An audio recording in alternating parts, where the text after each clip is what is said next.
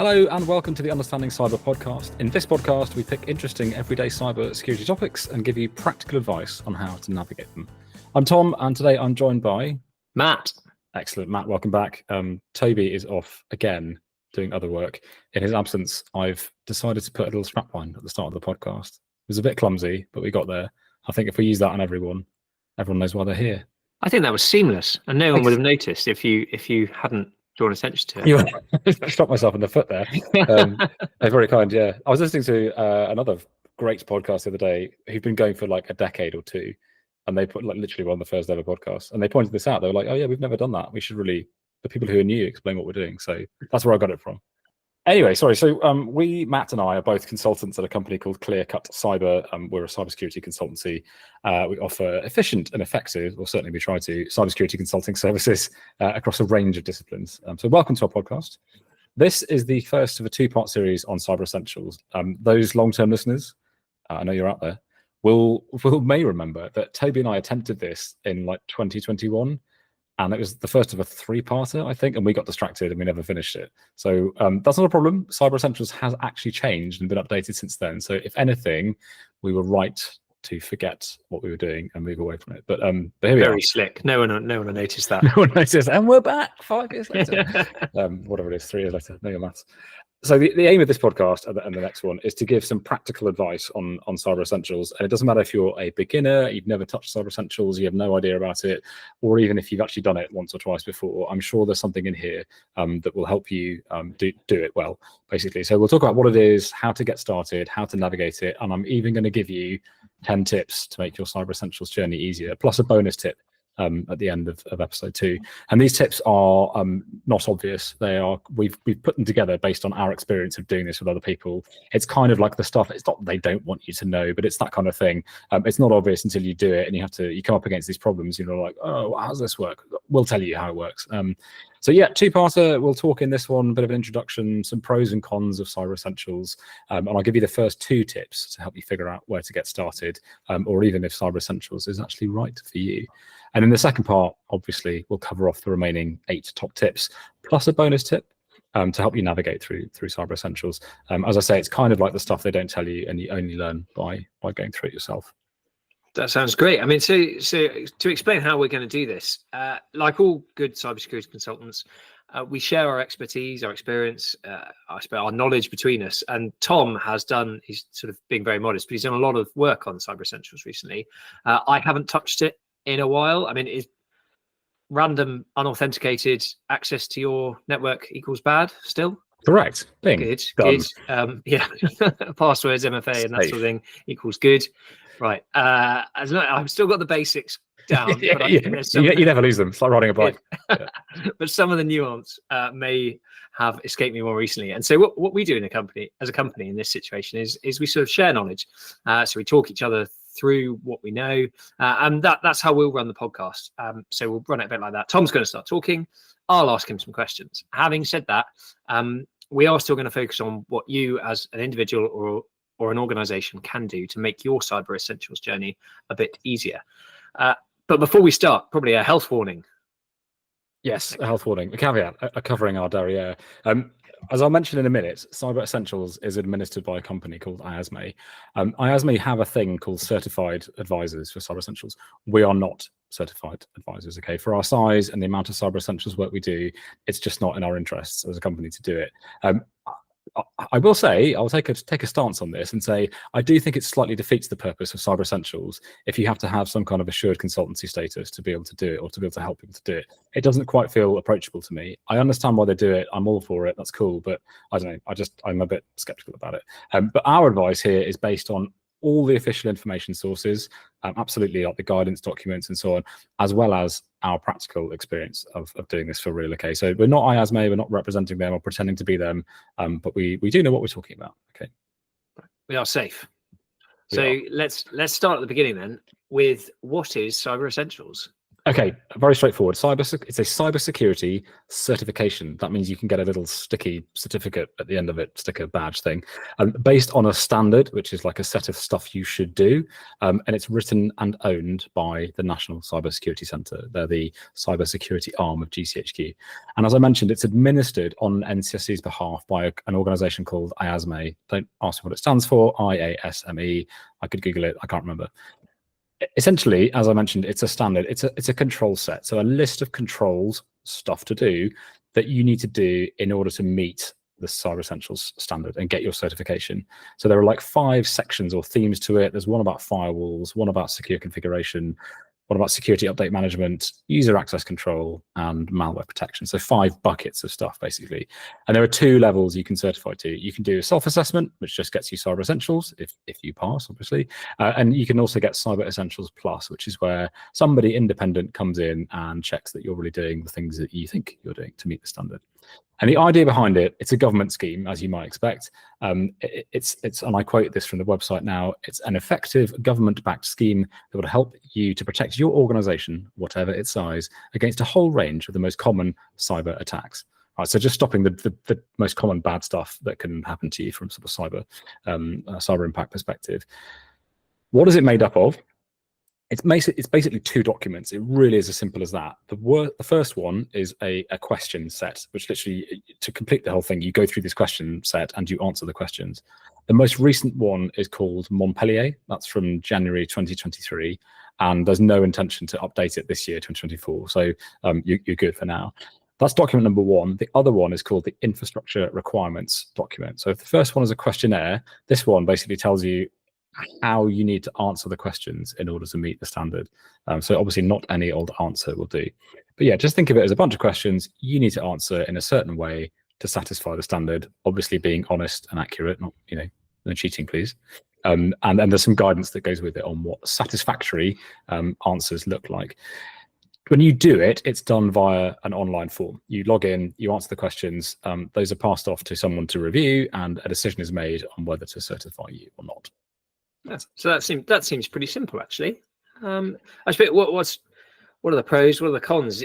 Do we reckon everyone should have Cyber Essentials right now, seeing as all they've got to do is fill in a form about their organisation, or is it only for a select few? This is an interesting thing. So first of all, I'm very glad you said it's very straightforward, because if you go and look at the website, doesn't matter if it's NCSC or IASME, it looks far more intimidating than it is. It's not, right? It's just those 2 things. So happy you said that. And yeah, this is the interesting, right? So Cyber Essentials, as the word essential suggests, is like it's a basic set of controls, and I'd argue it's not that basic, but if we're living in an ideal world, this would be the basic level of cybersecurity in every organization. It's really good. So to answer your question in terms of the positives, it's a really good standard of cybersecurity, right? As it says, it mitigates the most common cybersecurity threats.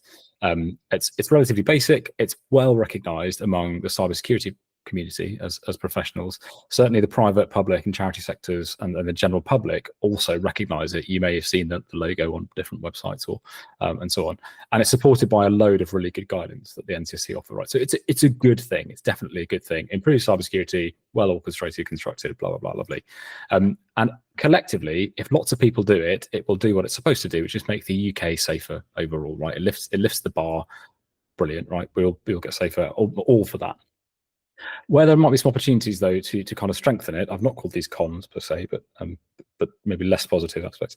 It's quite involved, right? For an essential standard that's basic, it's not the most approachable thing in the world, right? For the totality of the target audience, which is everybody. And I sympathise here. Trying to do all things to all people is always difficult, right? But some of the controls in there have a lot of technical terminology. And if this is your first go at cybersecurity, it can be a little bit intimidating.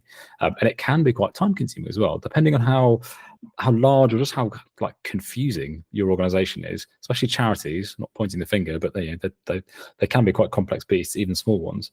It can be difficult to gather the information necessary to answer the questions and figure out how far off the standard you are. They also, in the standard, avoid giving what we would call implementation examples. So they'll tell you what to do, but not how to do it. There'll be a little bit about, like you need to have passwords this length, for example, or this level of complexity. They won't tell you how to go and configure that in Azure Active Directory or Entra ID, sorry.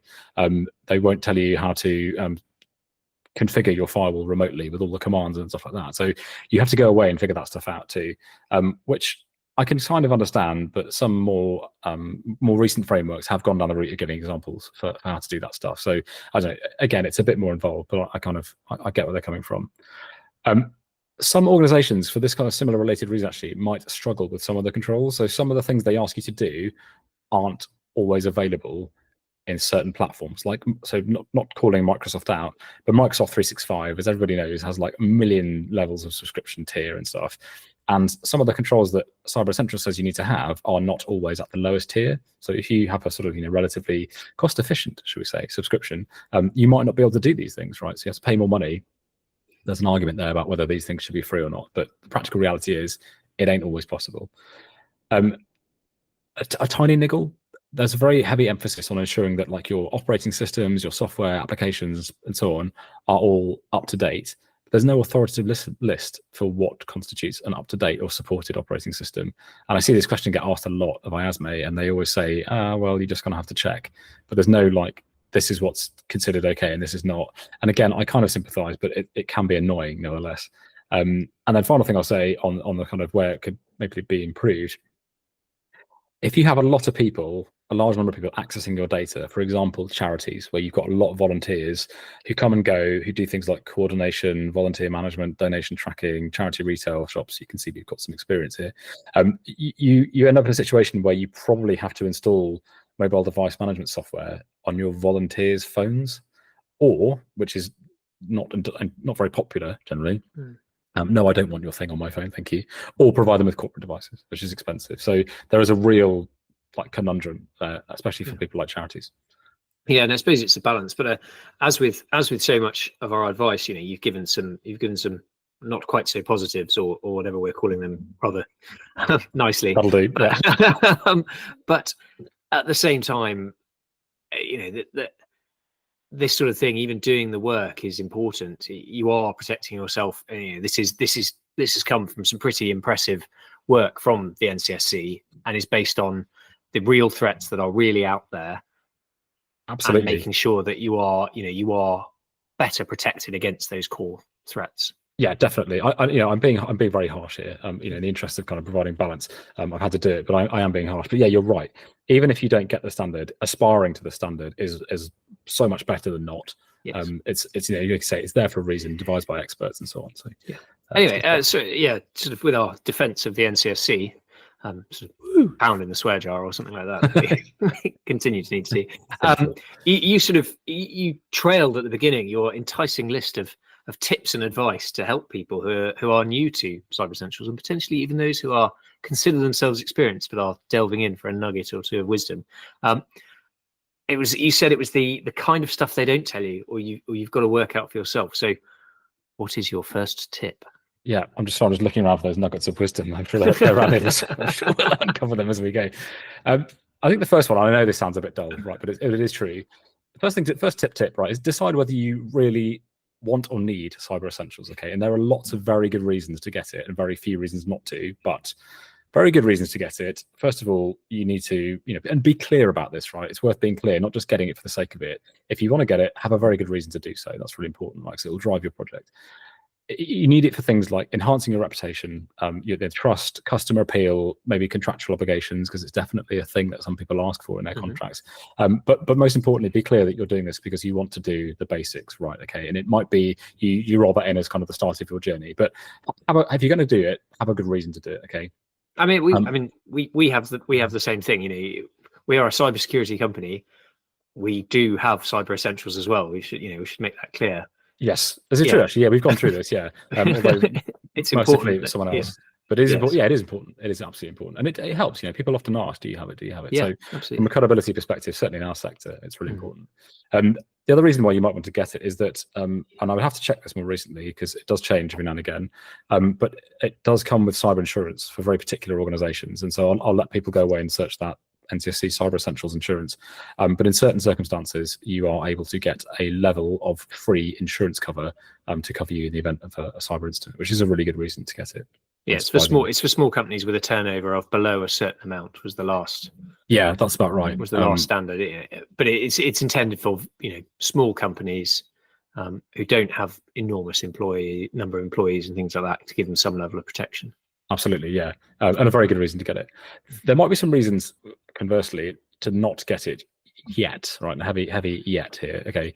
And they still kind of boil down to doing cybersecurity properly, but just not going for the certification itself, right? Okay. So a good example of this is where you have something very similar or even superior already. You have a cybersecurity risk management program that's based on the NIST cybersecurity framework, and a quick inspection of mapping the controls across. Actually, you're doing the same or better already. So there's no compelling reason, like someone's asked you for it or whatever, for you to do it, but you've got something equally good already. The other reason might be that you can't afford the cost of time needed to get the badge, right? So, but bear in mind here, there used to be a funded Cyber Essentials program for charities and legal aid companies, but this is currently closed. But if you're working in certain sectors like, I think, AI, quantum, semiconductors, engineering, biology, quite specific, you can get some kind of funding there. But if you can't afford the cost of time needed to get the badge, but you're still able to do what's in the standard, then don't get the badge, right? Don't break yourself, or certainly don't bankrupt yourself going for just the badge if everything else is in place. Okay, you should absolutely aim to do as much of it as possible, ideally all of it, but don't feel you have to go that extra to pay money to get the badge if the badge doesn't add any value to your business at this stage. Okay.